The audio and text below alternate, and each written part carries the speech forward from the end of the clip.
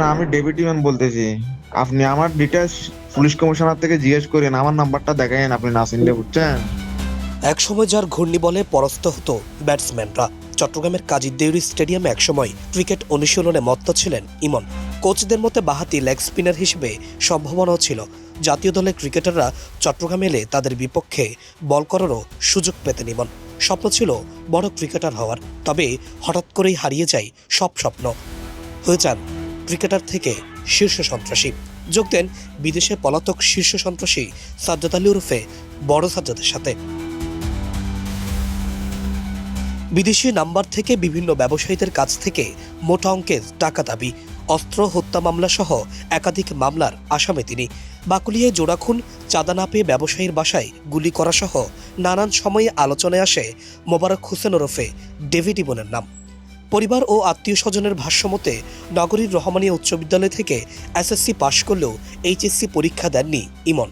2020 সালে করোনার পর তিনি পুরোপুরি ছাত্রলীগের রাজনীতিতে জড়িয়ে পড়েন এবং চট্টগ্রাম উত্তর জেলা ছাত্রলীগের সাবেক সাধারণ সম্পাদক আবু তৈয়বের ঘনিষ্ঠ হয়ে ওঠেন। 2022 সালে ওমান যান ইমন। বছরখানেক পর দেশে ফেরেন। 2024 সালের 5 আগস্ট আওয়ামী লীগ সরকারের পতনের পর নগরীর আতরার ডিপো এলাকায় আত্মগোপনে যান ইমন।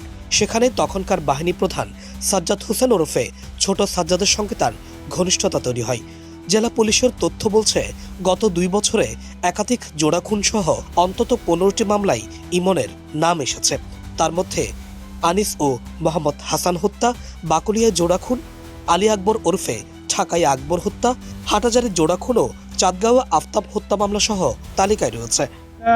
যেই হোক, এই সন্ত্রাসীরা, আমি জানি যে এই সন্ত্রাসীদের যে নেটওয়ার্ক, শক্ত একটা নেটওয়ার্ক ছিল, একবার বিদেশ থেকে যেটা পরিচালিত হচ্ছিল বড় সাজ্জাদ বাহিনী থেকে শুরু করে, এই যে তাদের যে এটা আমরা আস্তে আস্তে কাজ করছি।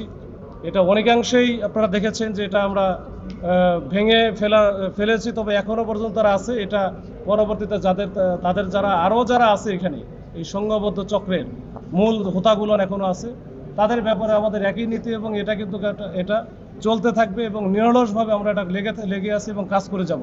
এই সন্ত্রাসী যারা আছে, আমার যে মেসেজটা, যে এই চট্টগ্রাম অঞ্চলে এইখানে এই অপরাধ করে, সন্ত্রাসী করে, হত্যা করে, চাঁদাবাজি করে পার পেয়ে যাবে, এরকম হওয়ার কোনো সুযোগ নাই এবং তাদেরকে প্রত্যেককেই আইনের আওতায় আসতে হবে এবং নিয়ে আসব। কোনো সন্ত্রাসী বা কোনো অপরাধী রাষ্ট্র বা সরকারের ক্ষমতার ঊর্ধ্বে না। তারা রাষ্ট্র বা সরকারের ক্ষমতার অবশ্যই একেবারে নিয়ন্ত্রণে। বড় সাজ্জাদের বাহিনীতে অন্তত 50 জন শুটারও সহযোগী সক্রিয় রয়েছেন বলে পুলিশের দাবি। এই নেটওয়ার্ক চাঁদাবাজির প্রধান দায়িত্বই পালন করছেন ইমন। তবে শেষমেশ আর রক্ষা হলো না।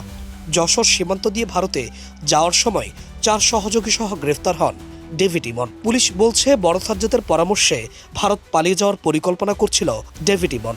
ডেভিড ইমন ধরা পড়লেও একই দিনে পুলিশের হাত থেকে ফসকে যায় আরেক সন্ত্রাসী রায়হান। তাকেও পুলিশ গ্রেফতার করতে অভিযান অব্যাহত রেখেছে। শুধু রায়হান না, রায়হান সহ আরও যারা সন্ত্রাসী রয়েছে তাদের টোটাল নেটওয়ার্কের প্রতি আমরা কড়া নজরদারি রাখছি। আমাদের গোয়েন্দা তথ্য সংগ্রহ চলছে এবং সে আমাদের গোয়েন্দা জালের বাইরে যেতে পারেনি।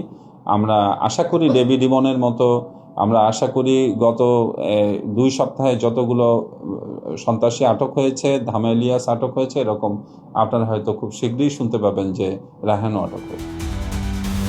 সাজ্জাদ হুসাইন, বাংলানিউজ 24, চট্টগ্রাম।